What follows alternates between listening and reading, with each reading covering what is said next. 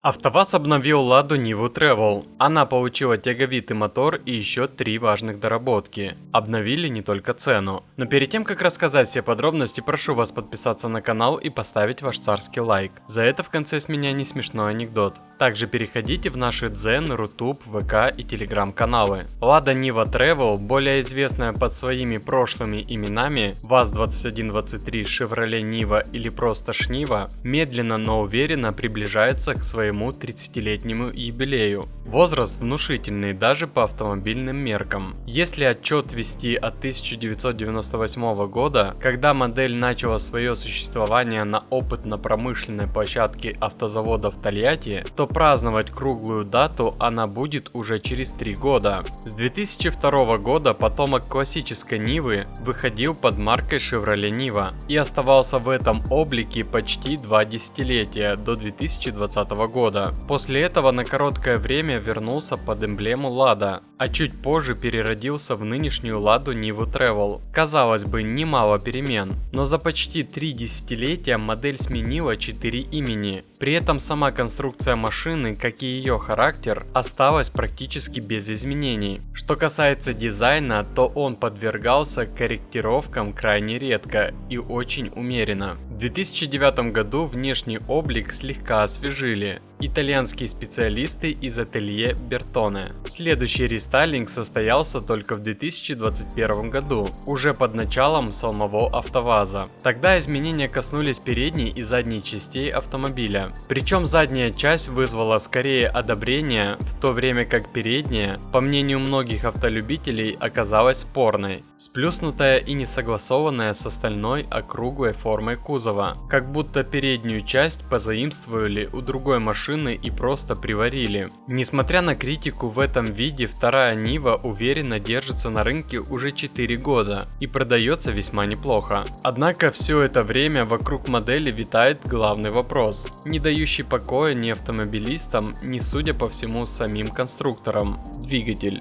Старый силовой агрегат, перекочевавший еще из эпохи ВАЗ-2101, выдавал скромные 80 лошадиных сил и давно воспринимался как главный тормоз в развитии модели. А для тех, кто планирует сэкономить до 40% на покупке автомобиля, используя лазейку в утильсборе, рекомендую обратиться в Hotcar Online. Ребята поставляют автомобили с аукционов Японии и внутренних рынков Южной Кореи и Китая с полным набором услуг от поиска и покупки до отправки, оформления и доставки в ваш город. Hotcar берет на себя подготовку всех документов, перевозку на судне, растаможку, ГИБДД, а вы получаете автомобиль, готовый к эксплуатации. Ознакомьтесь с базой отзывов и рекомендаций от клиентов, с которыми уже пройден этот путь. Контакты и ссылки оставил под видео, пишите или звоните, и вам рассчитают стоимость понравившегося автомобиля и расскажут, как получить выгоду до 40% с рынком РФ, а мы идем дальше. Недавно, неподалеку от завода в Тольятти, была замечена Лада Нива Travel с заметными изменениями. На сей раз дело касалось не только внешности, но и начинки. В движение модернизированную версию будет приводить бензиновый двигатель объемом 1,8 литра. Этот мотор родственен агрегату, устанавливаемому на топовые версии Лады Весты, но отличается важными деталями: упрощенной головкой блока цилиндров,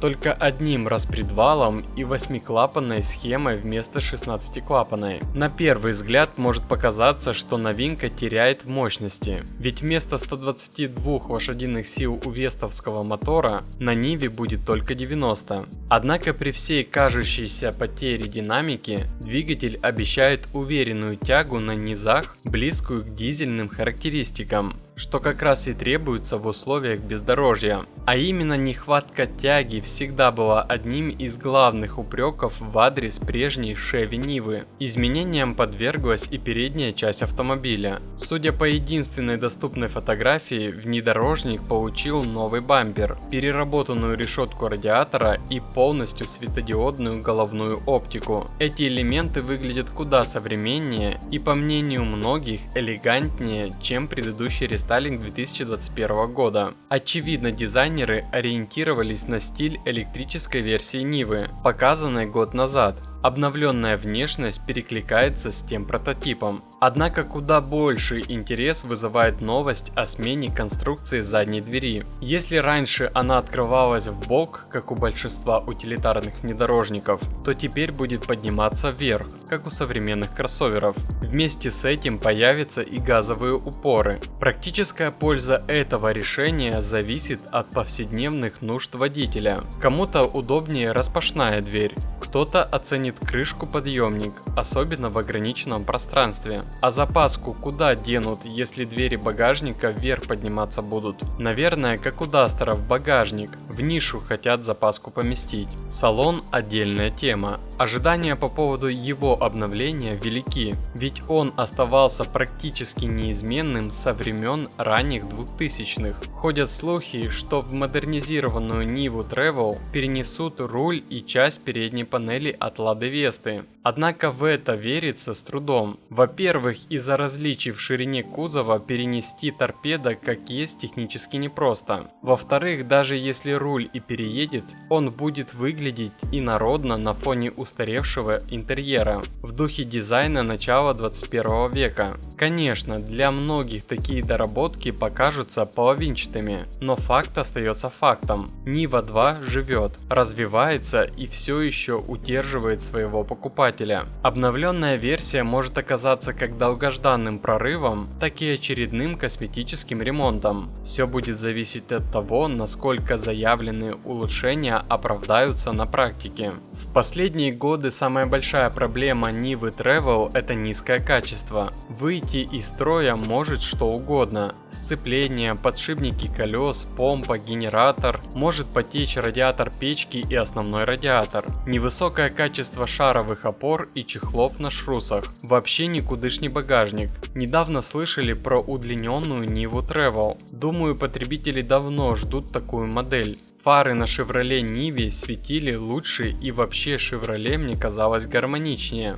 Трансмиссионные удары, мотор, ступичные регулируемые подшипники, оцинковка кузова – вот что в первую очередь нужно делать. Кстати, продажи рухнули, а АвтоВАЗ готовит подорожание Лады. После праздников завод намерен повысить цены. Лада Гранта подорожает на 25 тысяч рублей, Нива Travel на 28 тысяч, Нива Легенд на 34 тысячи, Веста на 37 тысяч рублей. И все это на фоне обвала продаж. Спрос сыпется, а цены ползут вверх, будто все наоборот. Видимо, в Тольятти считают, что нужно догонять китайцев не по качеству, а по ценнику. Интересно, как долго еще рынок будет терпеть такие реалии? А что думаете вы, что нужно поменять в Ладе Ниве Travel, чтобы привлечь новых покупателей и не потерять старых? Ну и обещанная мною шутка. Много зарабатываешь? Зарабатываю много, получаю мало. А больше автоновостей, инсайдов и юмора вы найдете в наших